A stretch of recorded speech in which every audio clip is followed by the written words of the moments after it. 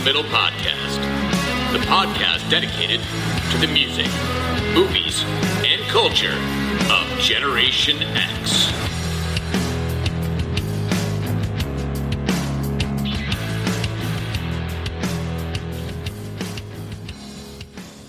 What is up, Slackers, and welcome to another episode of the Stuck in the Middle podcast, and this is a very special episode. We are recording this on July 5th, which is also my wedding anniversary. It's my 19th wedding anniversary with my beautiful wife, Maggie, who is my guest this evening on the podcast. So we're out for a night celebrating, and I thought, what better way to bring her on the show than on our anniversary, which is kind of festive because it's for kind of 4th of July, her favorite holiday. And here we are celebrating once again. As we typically do, we went out and got some Asian cuisine. And now here we are getting ready to record. So Maggie, my dear wife, welcome to the show. Well, thanks, Slacker. Happy to be here. Happy anniversary. I love you. Happy anniversary. I love you too. So one of the things that we talk about on the show is how there's a kind of a range in Generation X. So it goes from, depending on who you ask, either 64 or 65 to 79 to 80, somewhere in that range. I'm a 74 baby, and you were born in 1977. Mm-hmm. So what I've come to find out is that even these few year variations kind of gives you a completely different cultural experience. Because for me, I remember the 70s clearly, where you probably have no real memories of the 70s at all, do you? No, not really, especially not because my parents weren't really into the whole 70s vibe, you know? Well, I've seen some of the fashions. They were certainly into that part of it. Sure, the fashions, sure. The glasses, very much of the time.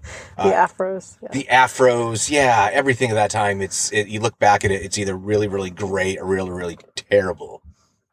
But one of the things that also comes up is how regions have different impacts. And I've been talking a long time about having, one of our friends who's from England, love to have him on the show to talk about, his experiences growing up generationally in England, what kind of music, culture, how that was. But you grew up in the Midwest. So I've talked ad nauseum on the podcast about growing up in the Northeast, in Meriden, Connecticut, but you grew up in Omaha, Nebraska. Yep. So one of the things that's always interesting to me is they talk about the coasts being the dominant, cultural pushers in America. So California, New York, Boston, all that. So was there a delay in how things that were blowing up big elsewhere as far as making it out to the Midwest? Oh, sure. Yeah, absolutely. Actually, our daughter and I were just talking about this the other day and she's like, well, how would that be possible? Because it's probably not possible now because of the power of the internet, right? Mm-hmm. But back then, sure, everything happened first out in New York or LA, right? Mm-hmm. So by the time it got to us in the Midwest, it had to happen on the coast first. I'm sure Chicago would take offense to that. Right. Because a lot did happen in Chicago. And I'm sure Omaha in general would take offense to me saying this because there was music is very significant in Omaha. It's no joke. You've got the Ranch Bowl. You've got places where artists came to test it out, right? Yeah. But even if they came there first to test it out, we did no permission to make sure it was cool until it came back from the coasts, right? So you didn't have the cool test in Omaha. You just simply had whether it actually worked in concept and theory. Sure. And then they went off to the coasts. Okay. So I grew up with parents that were really into contemporary music. My dad was a big rock guy, and that included early modern rock. I talked about on the podcast a couple weeks ago. Like U2 was played on one of the channels that he listened to.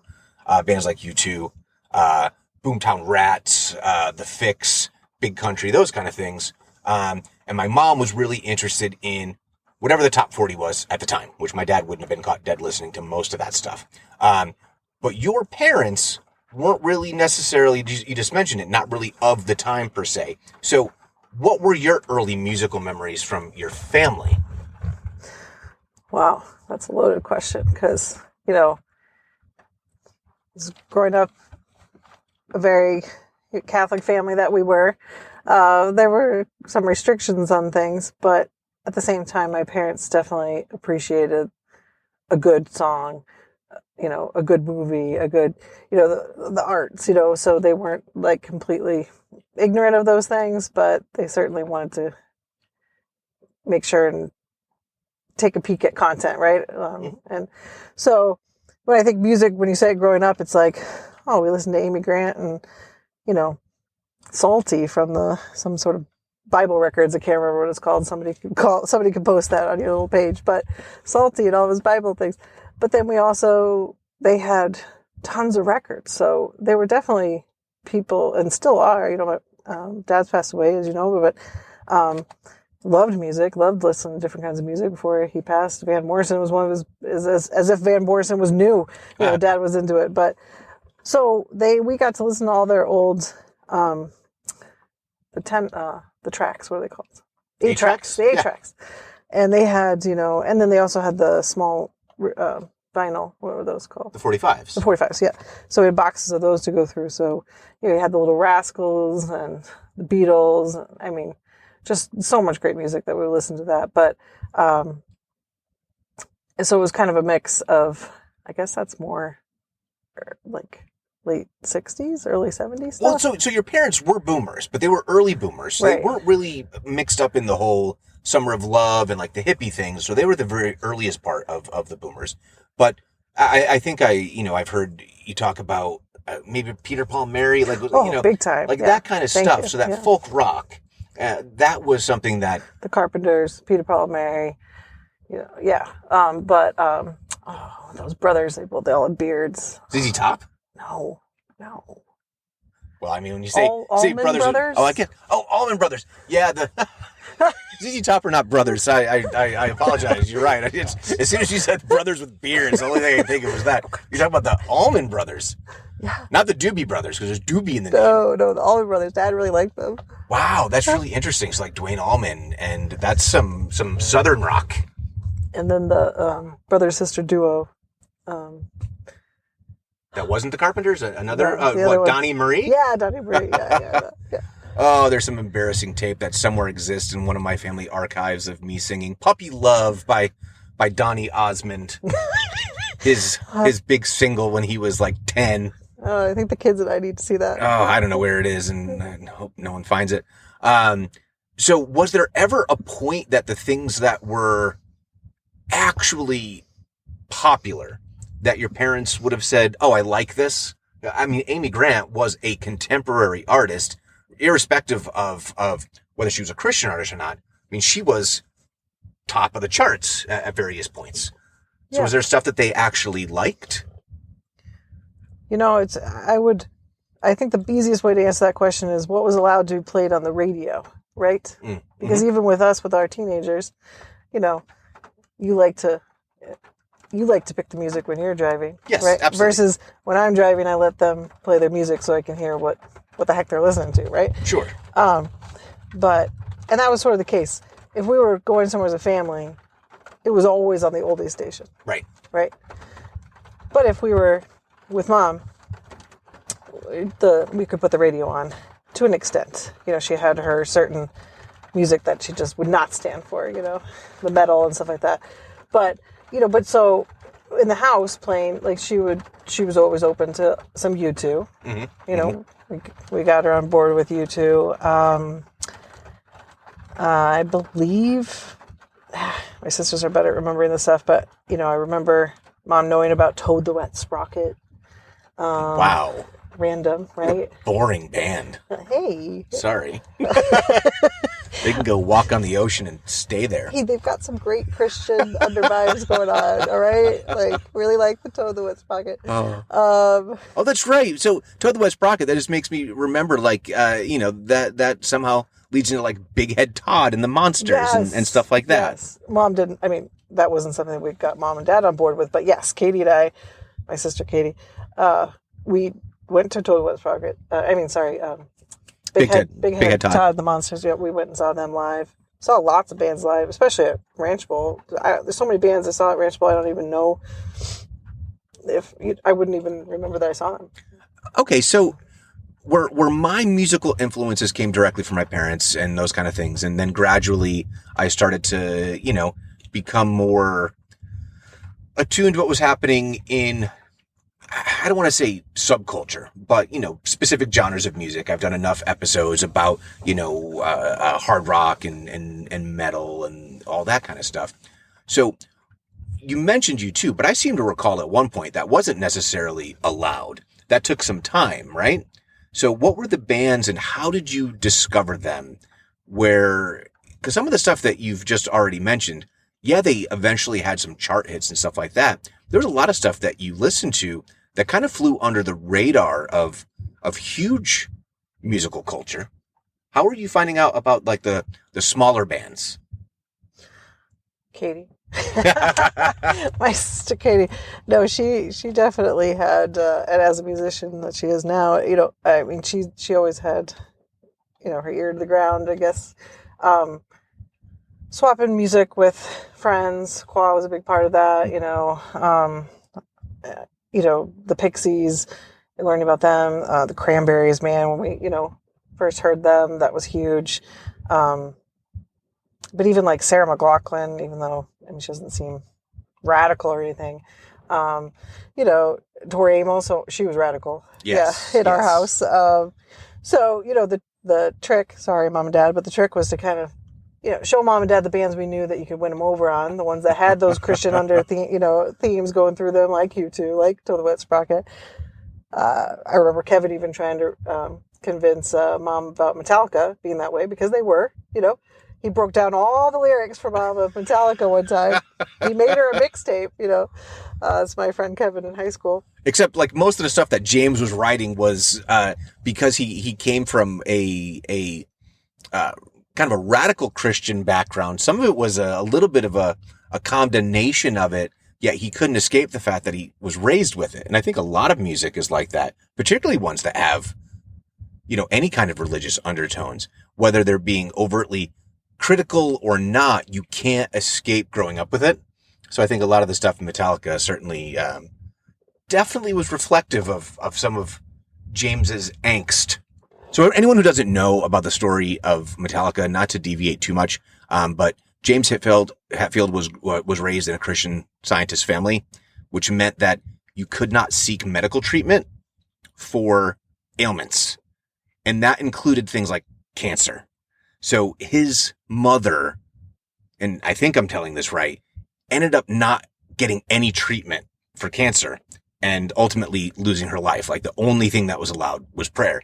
And that led to a little bit of his rage. And now old man Hetfield seems to have softened quite a bit on that.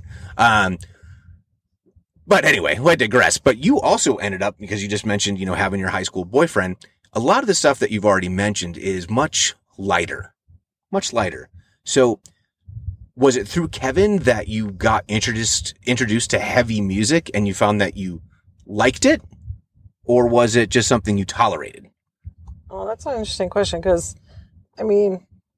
so Katie, was always bringing new music to us to listen to, but they weren't always my vibe, like Sarah McLachlan. I appreciate her, but wasn't really my vibe, right?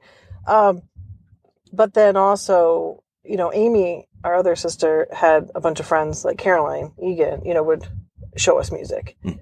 And so, but Amy and she were listening to things like, Jane's Addiction, right? Well, no, Amy went to the Jane's Addiction concert with Paul. That does not count. She didn't even know who they were. She came down in a pink sweater. We told her to turn around and go back upstairs and put a black t-shirt on. So, no. But no, she listened to like New Edition. I'm not New Edition. New Edition, sweet. Oh, yeah, I know they are sweet. No, okay, who cares about that?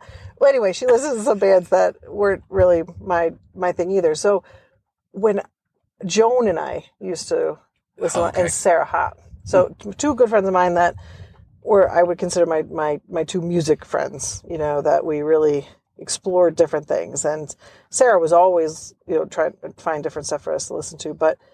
And through them, we really found the Violent Femmes. Mm-hmm. And the Violent Femmes, it might seem a strange door to being open to metal and alternative music. Yeah. But when all you've really been listening to is like all the other things I mentioned, and then you hear the Violent Femmes, it's like, whoa, like this is a completely different lyric. If you listen to the lyrics, not so very appropriate. And then, so that was huge, and got to see them in person and live at Creighton University one time. That was an amazing concert. So anyway, that sort of started opening up that vibe. But then Smashing Pumpkins. Yeah. So I started listening to Smashing Pumpkins and Soul Asylum. Yeah. So before dating Kevin. So I was already listening to those things. And then when Kevin and I started dating, he was definitely a huge Metallica fan, but then also it's the first time I heard Slayer, and who else? Alice in Chains, and so that vibe. So, and we would kind of, share music, and luckily I liked his music, so it wasn't like a challenge, but he'd also, like, he came to Collective Soul concert with me, was not happy about that concert, but he came. Hey, if there's nothing else, Collective Soul has a great guitar tone. That is the compliment that I can give them. I agree. They have a great guitar tone. It is heavy, it's thick, and I can imagine him at least enjoying the guitar. Yes. And, there was at one point where he's like, can we leave now? But, that was a good... And that was after the first song. Yeah. That was a Ranch Bowl concert. Sun 60 at Ranch Bowl, Pearl Jam. So, I mean, just some really great concerts there. But then, some of my favorite shows, though, would be Pumpkins.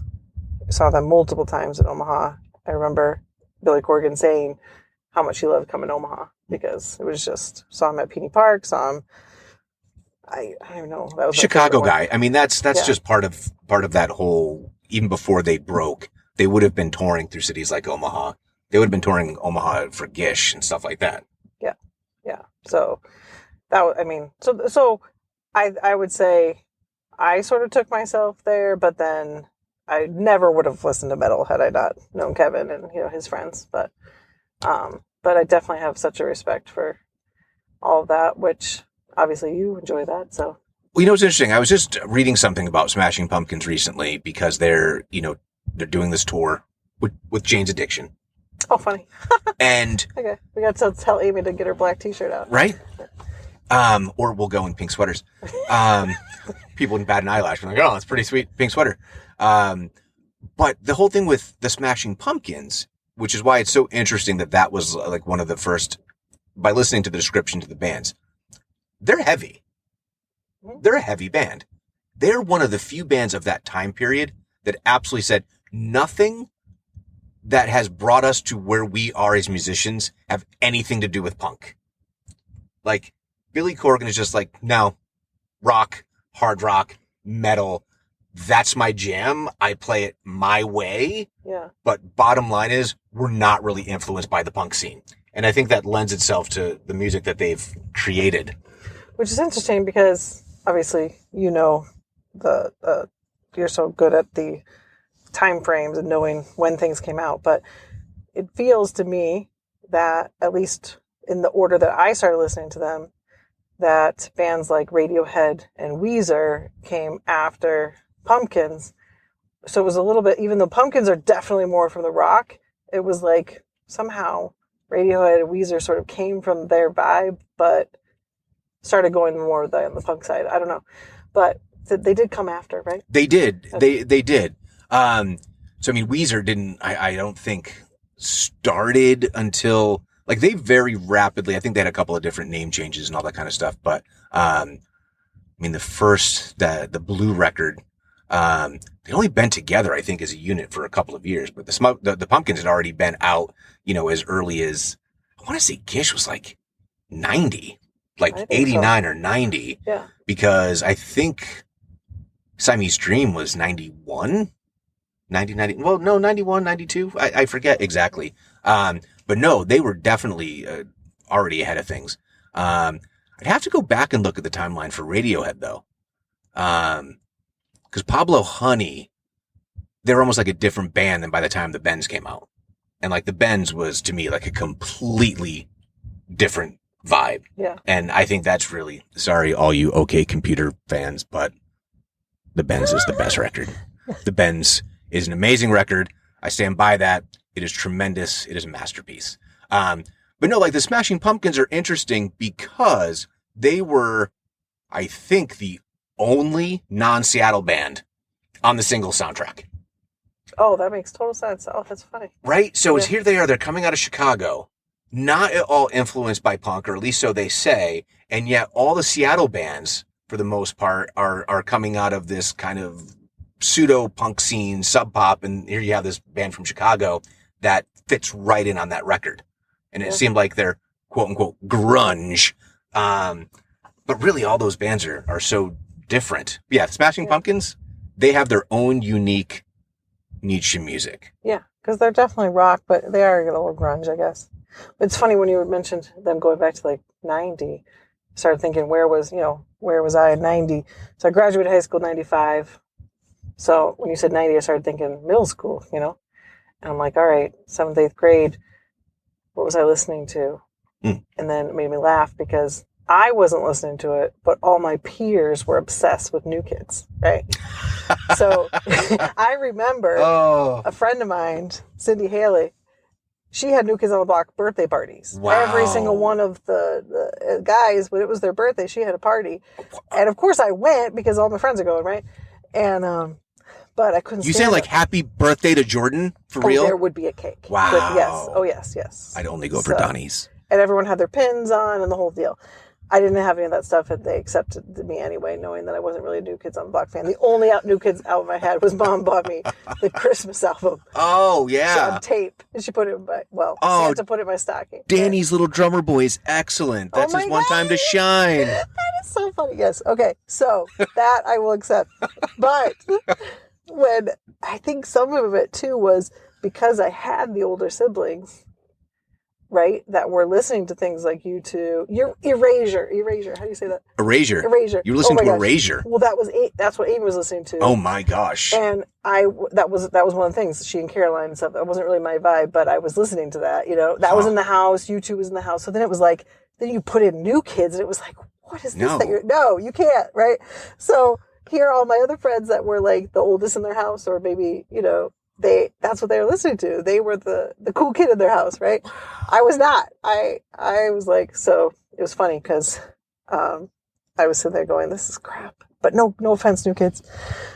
No offense. They're legends. And you know what? If someone offered us free tickets to go see a New Kid show, I'd go in a heartbeat. I would go bring the kids. We'd all have so much fun. Oh my gosh. It would be a blast. It would be so much fun. And I would try to find a button. But, but that was happening in 8th grade, and then going into high school. So going into high school is when I was starting to listen a lot of U2. We saw them many times. Iowa State, Ames, the university there in Ames, Iowa. So I was listening to U2, Rattle and Hum. When did that come out? Rattle and Hum was 88. The movie. 88. Seriously? 88 or 89. Oh my gosh. Maybe it was 89. See how bad I am with So time I was dating Nicole. I was a freshman in high school and Rattle and Hum came out. I know we started dating sometime in like either late September or October of 88, our freshman year. And then she wanted to go see that movie and I was like, nope. Yeah, well, you were talking about that recently. But I also saw it in the theater, but it must have, did they do like a replay of it later? No, but they had the other concert movie. They had Live at Red Rocks. Definitely. Oh, maybe it was that. But Katie and I were obsessed with Rattle and Hum, U2 the movie. We'd come home from school and watch it. I mean, like, it was like, we watched it. We knew every moment of it. There's the part where Edge is sliding down the hill and he's like, and Larry goes, I'm going to lift there, Edge. Anyway, we could quote the entire thing, right? But, so that was U2 coming into high school. Katie was also listening to Natalie Merchant. Oh, 10,000 Maniacs. Yes. Joan introduced me to Bare Naked Ladies, which Katie hated. So that if I would play Bare Naked Ladies, she would be upset. It would be like a 10,000 Maniacs versus Bare Naked Ladies. Wow, that's a tough one. I got to go Natalie Merchant and 10,000 Maniacs. I don't know. Anyway. And I've seen them live, and they're really good. They're both good. I would go see either now. But, so, I mean, there were so many bands. We loved listening to new music. You know, we would go to the record stores, comb, you know, the records and the stacks of tapes, you know, at the resale places, like, and just buy. What was that one you were teasing me about the other day that I bought? Jesus and Mary Chain? No, I liked it. No, actually, that was one of Amy's Jesus and Mary Chain, which I liked. So it was Erasure, Jesus and Mary Chain, and New Order. No, New Order. Not New Edition, New Order. Oh, wow. Those are so different. Anyway. They are very different. Yeah. So Amy was in a New Order? Amy was in, those were her 3 top Interesting. bands. Jesus, Mary Chain, Erasure, and New Order. So I'm wondering, did she ever delve into Joy Division? I don't remember her ever mentioning that. Interesting. Okay, so here's the question. So we talked about you going from, you know, the Midwest, and obviously we're out in Massachusetts. So there is a legendary Boston band that is very much in the punk vein. How did you come across the Pixies? The Pixies. Oof. Well, okay, because they're an older band, right? Like, well, I mean, like pure 80s out of Boston. When I say older, I mean, because really I was listening to music in the 90s, like late 80s. Yeah, so they were late 80s, but I mean, they start. 80s? Yeah, well, okay. I'd have to go look at the timeline. Yeah. Sometimes when we're doing the podcast, I'll check it out. I feel like when we found them, we felt like they were like we'd found like an old band. Okay. And Katie and I, when we discovered them, I think through Qua, or maybe that was one of Katie's good friends. Maybe I'm remembering that because they covered a song on in concert. You know, they did he was in a band and she sang, and they had her sing. But I'm pretty sure he was the one that turned us on to Pixies. But anyway, we are obsessed with them. Yeah. You know, then we bought, like, found every album and old ones and, you know, B-side stuff, which of course I can't remember the names of. But we were obsessed. Yeah.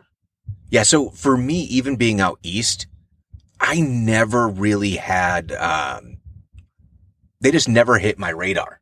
And like, it's so funny when I go through these walks through memory lanes with people that Pixies never have really come up in the podcast from the guys that, you know, I came up with. Because they honestly were the biggest influence probably for Nirvana. And really? Yeah, okay. Because it's the formula, right? Which is soft, loud, right? Really doing that. The verse is really soft, you know, and then he'll just start screaming his head off. Black Francis will, you know what I mean? So that was kind of like this formula that was built upon because they were doing these really dynamic things that didn't sound like punk rock at first. Mm-hmm. And then all of a sudden they'd be super heavy. I always just personally, I know this is sacrilege to the Pixies fans. I liked the Breeders better. I like the Deal Sisters. I think they were awesome. But the only time they were really on our radar was when they were on soundtracks. So for Carlos and I, for example, we listened to the slow version of Wave of Mutilation that was on Pump Up the Volume. Right. Like that was like the jam, like, but completely different than obviously the regular album version, which is quite different, which is what you were more familiar with. Yeah. Well, that soundtrack, I mean, that's a great soundtrack. And soundtracks in general, you know, Some Kind of Wonderful. That was one of our favorite movies. Watched it a million times over. That had a great soundtrack. So it's interesting. I don't know. So I imagine that's where the Pixies piece came from, but I can't really say for sure. Sugar Cubes were also Bjork. Yeah. She's crazy. Found her in a stack of those cassettes, you know. Oh, just going through stuff and say, "Oh, this looks interesting." This looks interesting, yeah. Oh, see, that's such a lost art. Like, this is amazing. It's such a lost thing, and to think that, you know, you were looking through, you know, cassettes, right?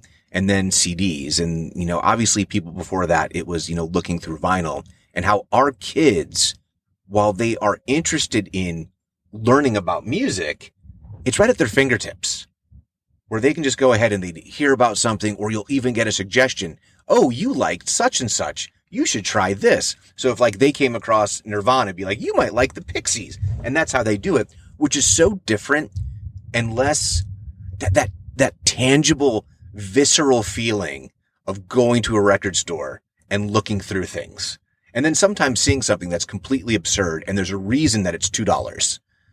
And you just go, yeah, but this cover looks cool. And then it's terrible. And you got to sell it back. But you had to go through that process of going, wow, I won't be getting that band again. Yes. But what a fun thing. Oh, I know. I mean, like, now I feel like our kids don't even know.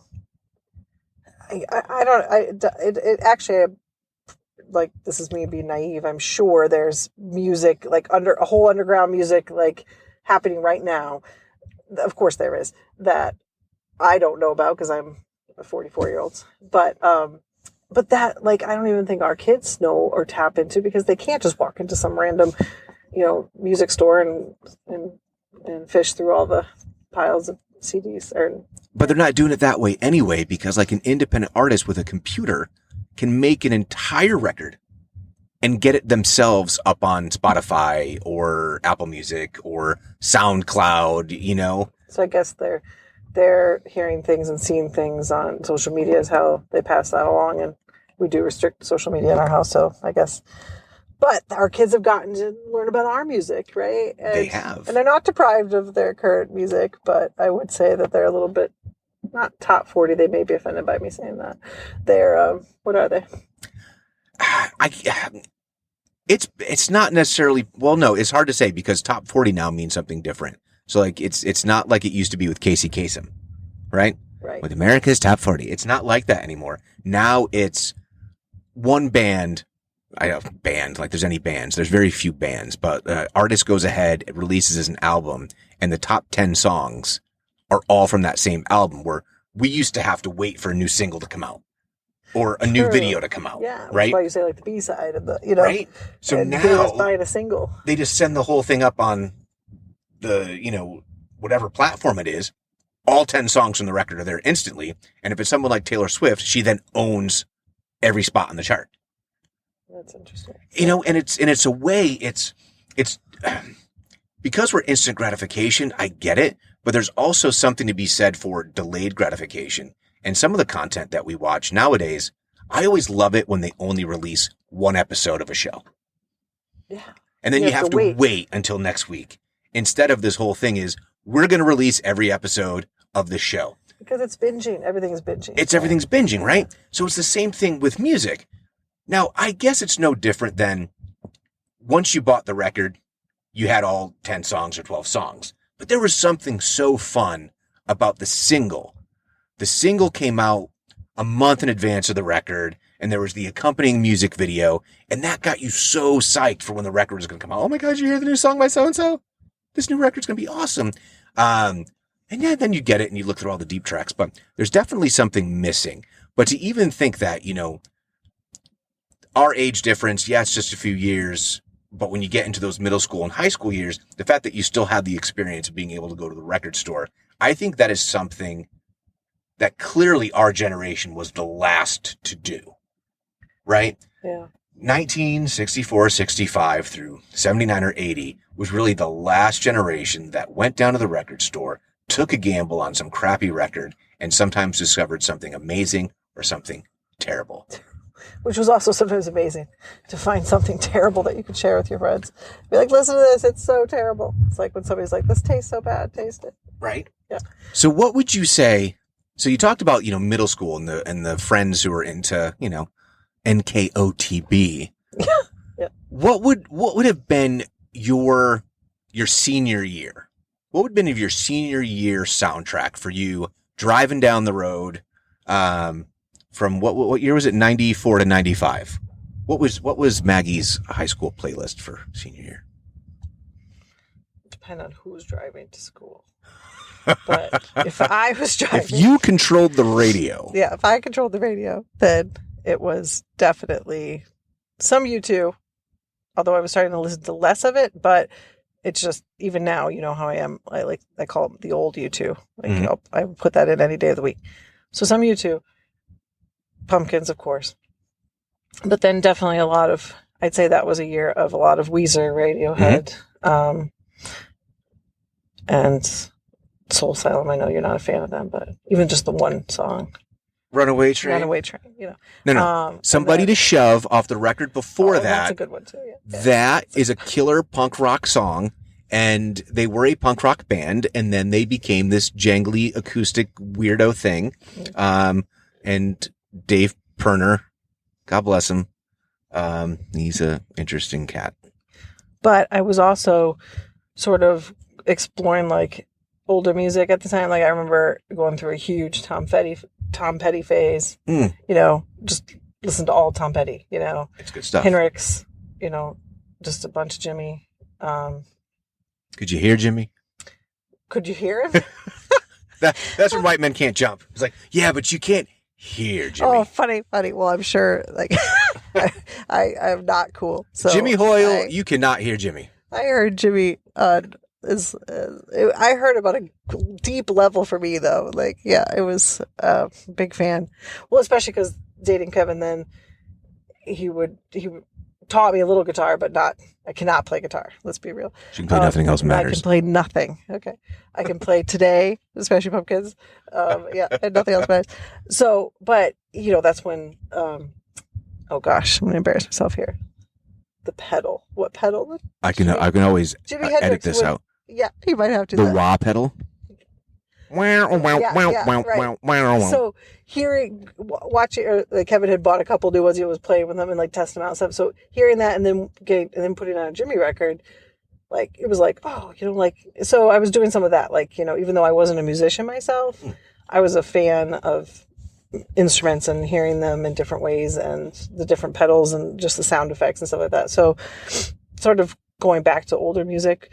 Went through a huge Beatles phase where all I listened to was Beatles, Violent Femmes, But then if we were riding in Margie's car to school, it would have been, what's that band she was obsessed with? There's that video where he's up in like a tower and he like turns in a chair around and. You're beautiful. That one, the one that you hate. James Blunt? From. The beautiful song? Yeah. That's James Blunt. Oh, maybe it's not that one.